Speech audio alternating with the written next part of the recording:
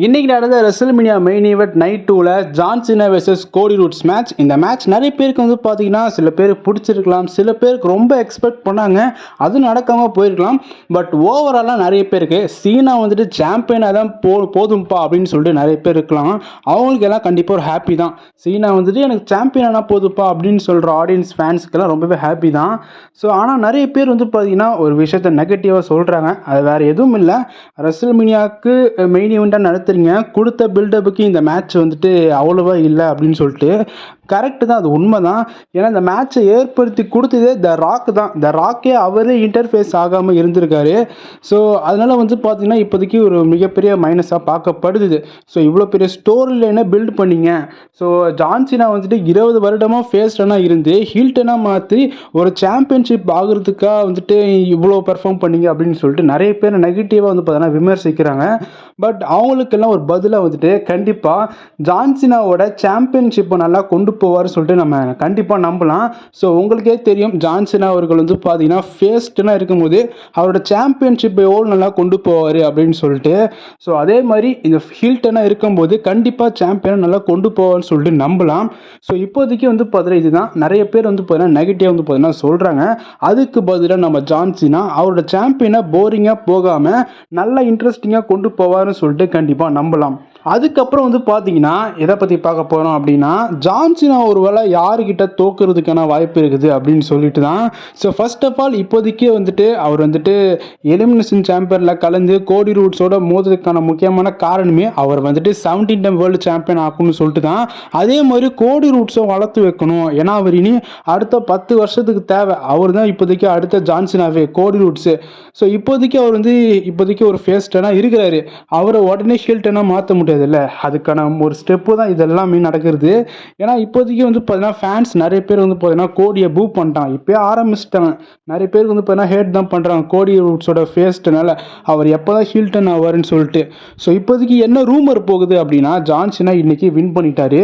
So இதுக்கப்புறமா அது வந்து பார்த்தீங்கன்னா ஜான் சீனா கிட்ட சாம்பியன்ஷிப் வாங்கணும்னா கோடி ரூட்ஸ் வந்து பார்த்தீங்கன்னா ஹீல்டன் ஆகணும் அப்படின்னு சொல்லிட்டு தான். ஸோ அகெயின் உங்களுக்கு உள்ள ஒரு ரீமேட்ச் கண்டிப்பாக நடக்கும். ஏன்னா இது வந்துட்டு ஒரு க்ளீனான வின் கிடையாது இல்லை. ஸோ பெல்ட் எடுத்து கோடி மேலே அட்டாக் பண்ணிட்டு தான் வின் பண்ணார்.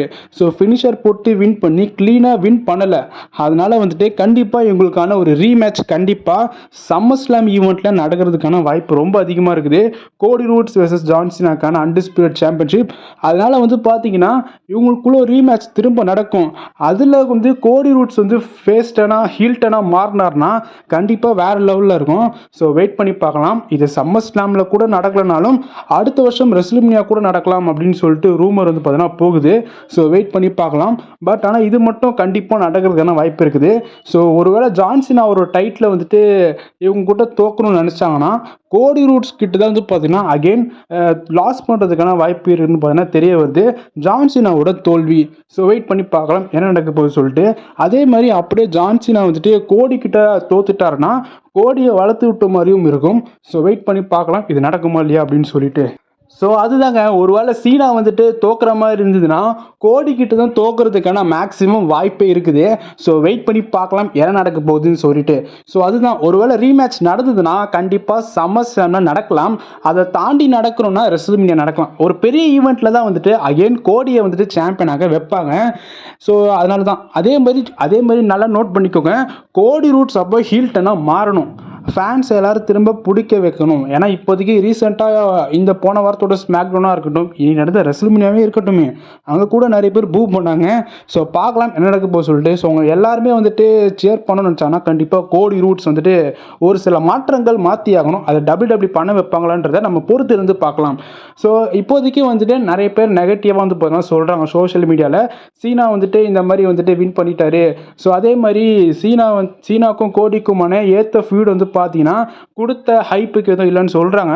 பட் அதுக்கு எல்லாமே ரிப்ளை விதமாக இதுக்கப்புறமா நடக்கிறது போகிறத நம்ம பேசி ஆகணும். பாஸ்ட்டு தான். அதனால் ப்ரெசென்ட்டில் இதுக்கப்புறம் எப்படி நல்லா கொண்டு போகிறாங்கன்னு சொல்லிட்டு நம்ம பார்க்கலாம். அதே மாதிரி ஜான் சீனா வந்துட்டு கோடி கிட்ட தான் மேக்ஸிமம் அகெயின் தோக்குறதுக்கான வாய்ப்பு இருக்குது. இதை பற்றி உங்கள் கருத்து என்னன்றதை கமெண்ட்டில் தெரிவிங்க, பார்த்து தெரிஞ்சுக்கிறேன். சேனலுக்கு சப்ஸ்கிரைப் பண்ணலாம், சப்ஸ்கிரைப் பண்ணிக்கோங்க. அப்போ தான் வந்துட்டு ரெகுலரான டெய்லியும் ரெஸ்லிங் வீடியோ நீங்கள் மிஸ் பண்ணாமல் பார்க்கலாம். அடுத்த வீடியோவில் சந்திக்கிறேன். பாய்.